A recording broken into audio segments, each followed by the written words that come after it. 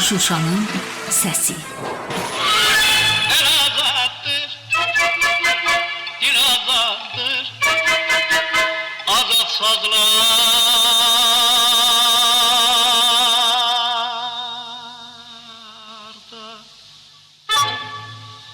tel azattır. Çəkdiyim şəkili verim yadigar. Baxanda görsünlər bir yanda bahar, bir yanda dağların zirvəsində qar, bir yanda dərədən qalxan duman, çən. Qoy hamı bilsin ki, Şuşalıyam mən. Tarda dilləndirim rastı, mahuru, zümzümə eləyim seygahı, şuru. Yada düşsün bülbül, Rəşid, xan həmən.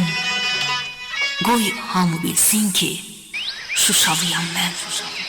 Səni hər görəndə tanımaq olur, aşırsan, bir də bir qərinə cavanlaşırsan.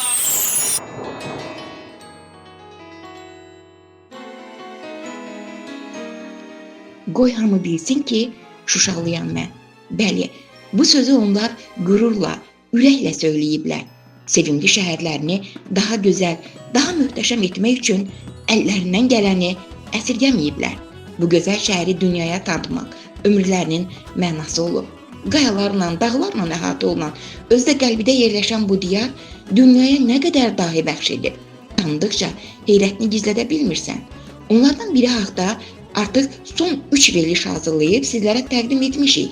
Amma bu şəxsiyyətin istedadı o qədər parlaq, fəaliyyəti o qədər çox cəhətlidir ki, 3 verilişə belə sığmadı. Beləliklə, Şuşanın görkəmli şəxsiyyətləri silsiləsindən növbəti söhbətimizi sizə təqdim edirik. Həmişə olduğu kimi Qarabağ İrsini Araşdırma Mərkəzinin rəhbəri, siyasi elmlər doktoru, professor Elçin Əhmədovla birlikdə. Buyurun Elçin müəllim. Xoş gördük Aybəniz xanım. Təşəkkür edirəm. Bugünkü verilişimiz yenə də əvvəlki verilişlərin davamı olaraq 19-cu əsrin dahi ensiklopedist alimi, Azərbaycana bəxş edilən görkəmli simalardan, şəxsiyyətlərdən biri olan Mir Məhsud Nəvab Qarabağinin çoxşaxəli fəaliyyəti haqqındadır. Əvvəlki verilişlərimizdə onun fəaliyyətinin bir hissəsi haqqında biz danışmışdıq. Yəni xüsusilə də Məclis-i Fəramuşan və digər əsərlər haqqında danışmışdıq. Ancaq yenə də onun bir musiqişünas alim kimi gördüyü işlərdən danışarkən qeyd etmək lazımdır ki, o Məclis-i Fəramuşandan sonra Məclis-i Xanəndə adlı musiqi məclisi qurmağa da nail olmuşdur. Və qeyd etmişdik ki, ifaçı və musiqiçilərdən, yəni müğənnilərdən ibarət olan Hacı Hüsü, Məşədi Cəmil Əmirov, İslam Abdullayev, Seyid Şuşinski və başqaları Nəvabın evində toplaşan məclisin əsas üzvləri idilər. Və qeyd etməliyik ki, məclis Azərbaycan musiqisinin, xüsusilə də muğamlarımızın formalaşmasında çox böyük təsir göstərmişdir.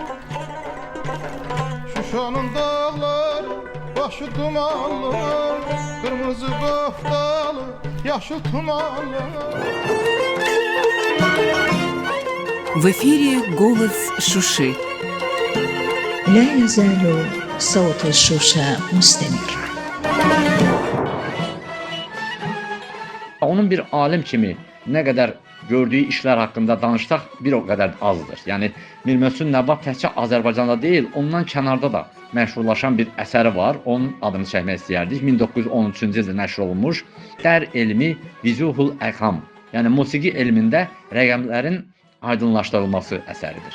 Və bu əsər haqqında musiqişünas alim, akademik Zemfira xanım Səfərova bu əsərin əhəmiyyəti haqqında Azərbaycan musiqi nəzəriyyəsində xüsusi yerə malik olmasını sübut etmişdir. Əsərdə Mir Məhsud Nəvabın muğamların, dəzgahların mənşəyi, onların adlarının kök haqqında məsələləri araşdırması, muğamların şeir mətnləri ilə əlaqəliyi, eyni zamanda ifaçı və dinləyicilərin qarşılıqlı münasibətləri, akustika baxımından onların optimal yerləşməsi problemlərinə toxunmuşdur. Nəvabın fikirləri, düşüncələri, sonra araşdırmaları onun 20-dən artıq elmi əsərində əks olunmuşdu. Bu kitabda deməli 4 sot, səs mənasında 7 pərdə, 12 muğam, 24 şöbə, 48 güşə, 15 avazın adını çəkir və bunların izahatını verir.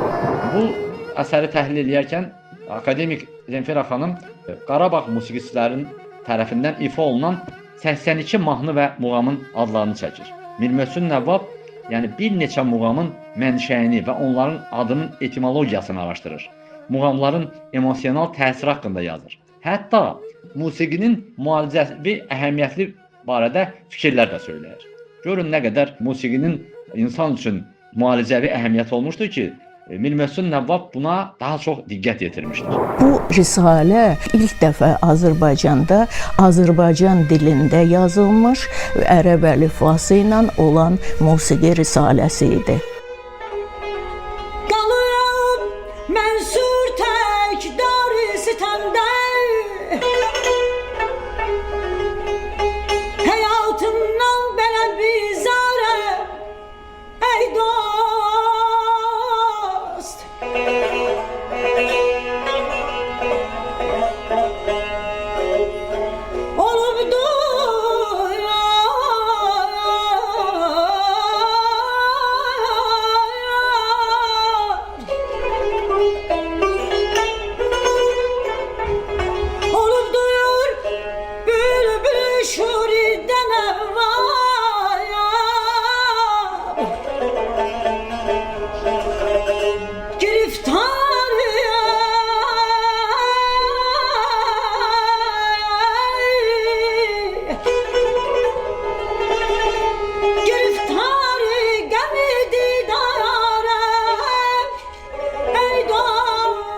Bu kitabın ən qiymətli yerlərindən biri əlbəttə muğamlar haqqında olan hissədir. İlk dəfə olaraq Azərbaycanda və ümumiyyətlə Şərqdə muğam sənətində o dəstgah terminini, anlayışını Nəvvab gətirmişdi. Ona görə də 6 muğamın, dəstgahın quruluşunu verir. لا يزال صوت شوشة مستمر. You are listening to Shusha's voice. Qeyd etməliyik ki, bu əsər haqqında danışarkən heç şübhəsiz ki, 1913-cü ildə əsərin Bakıda Oruzov qardaşlarının mətbəəsində çap edildiyini diqqətə çatdırmalıyıq. İkinci dəfə isə adını çəkdiyimiz əməkdar elm xadimi akademik Zemfira xanım Səfərova tərəfindən Azərbaycan dövlət müstəqilliyinin bərpası ərəfəsində, yəni 1989-cu ildə Bakıda ön söz, lüğət və şərhlərlə elm nəşriyyatında çap olunmuşdur. Akademik bundan sonra 1983-cü ildə Səmərqənd şəhərində keçirilən 2-ci beynəlxalq musiqişünaslıq simpoziumda Mir Möhsün Nəvvab və onun bu əsəri haqqında, yəni Vüzuhul Əfham risaləsi haqqında mövzu ilə çıxış etmişdir. Və eyni zamanda qeyd etmək lazımdır ki, bu əsər Şərqdə risalənin az yazılan bir dövründə Şuşada belə bir əsərin yaranması çox böyük maraq doğurmuşdur və çox böyük əhəmiyyət kəsb edirdi. Gönçə tək qan oldu bağrım, hicr ruyində nədim, lalə tək dağlandı sinəm, lalə zarım gəlmədi.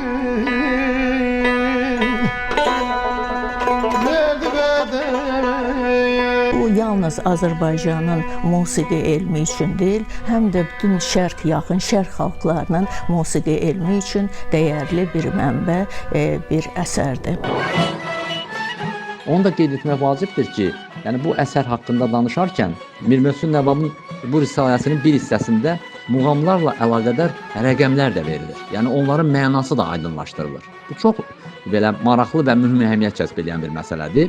Yəni bu ərəbcədən tərcümədə rəqəmlərin izahı deməkdir bu əsərin adı və nə üçün müəllif burada risaləni belə adlandırır? Bu da çox maraq doğurur. Məhz ona görə ki, əsrlər boyu musiqi riyaziyyat elmi ilə sıx əlaqədə olmuş və inkişaf etmişdir.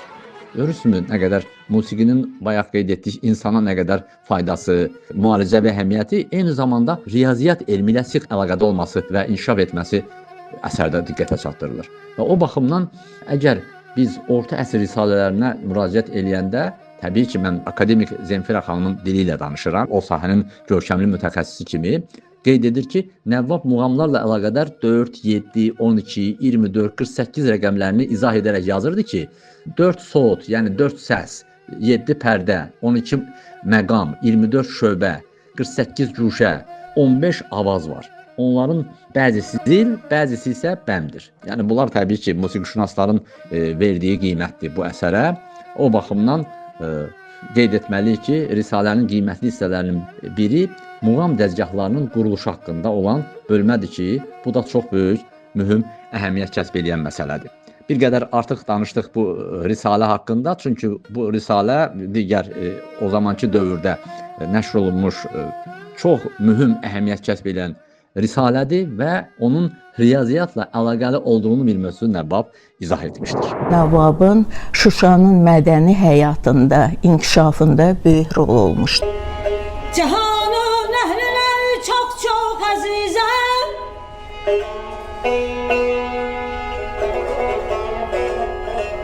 Huzurunda nə üçün bəzharəm, ey dost, ey dost.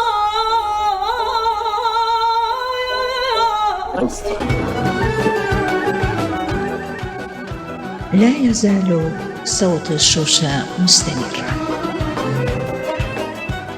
85.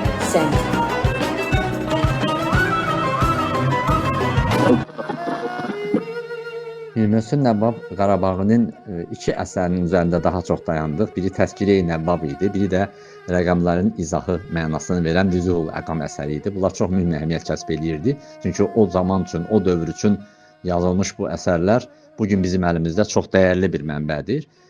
Amma digər bir fəaliyyətinə də diqqət yetirək, adını çəkmişdik, onun kimya elmi ilə daha yaxından məşğul olması və onun mükəmməl bilməsi, eyni zamanda astronomiya elmini mükəmməl bilməsi, onun kimya elmi ilə yaxından maraqlanan və öz şagirdləri ilə kimyəvi laboratoriya təşkil etməsi çox böyük maraq doğurur. Və burada müxtəlif kitablarda verilən orta əsr şərq kimyagərlərinin nəzəri olaraq irəli sürdükləri düsturların yoxlanılması ilə bağlı idi bu kimya laboratoriyasının yaradılması.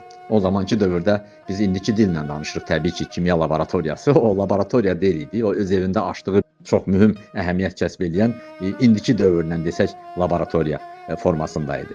Amma görün nələrlə o vaxtları Mir Möhsün Nəvvab insanları maarifləndirirdi.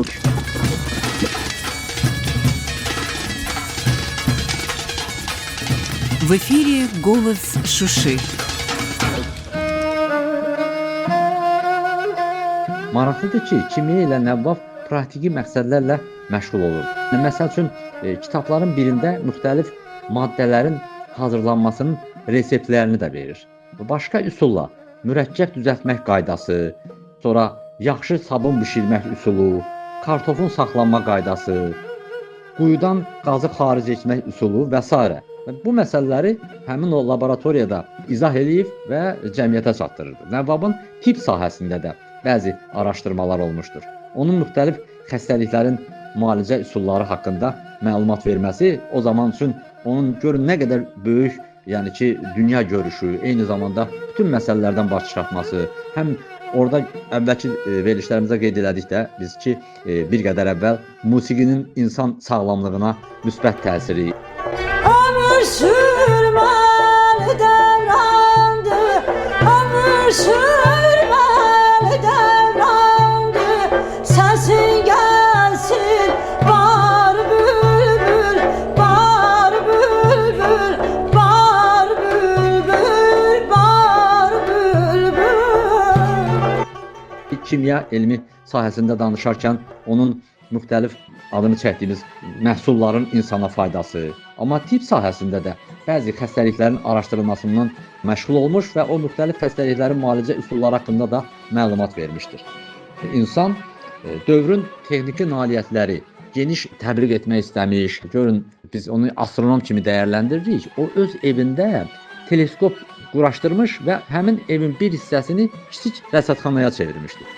İlk baxışdan Nəvvab müxtəlif sahələr üzrə fəaliyyətinin imkanlı şəxsin şıltaqlıqlarını xatırlatsa da, əslində onun bu addımlarının kökündə doğma xalqının maariflənməsinə xidmət edən istəyə dayanmışdır. Bu böyük bir bacarıq idi. Əvvəl laboratoriya təşkil eləyir, təsəvvür eləyin. Ondan sonra isə Kifayətül Əhval, astronomiyaya aid əsərini yazır. Yəni həmin əsər astronomiya elmini öyrənmək üçün bir tədris vəsaiti olur. Və bu vəsaitdən istifadə etməklə o müxtəlif çəkdiyi rəngli sxemlər vasitəsilə Günəşin tutulma səbəblərini, planetlərin kosmik fəzadakı vəziyyətini və digər hərəkətləri izah etməyə çalışmışdır. Şuşada axşamlar yanar ulduzlar, onlardan gözədir gəlirlər qızlar. Dayanıb yol üstə yarını gözlər, dayanıb yol üstə yarını gözlər. Ay qız bu nə qaş göz, bu nə tel, ölərəm dərdindən. Onu bil, danışmasan da var gün. Ay qız bu nə qaş göz, bu nə tel, ölərəm dərdindən. Bunu bil, danışmasan da balım var gün.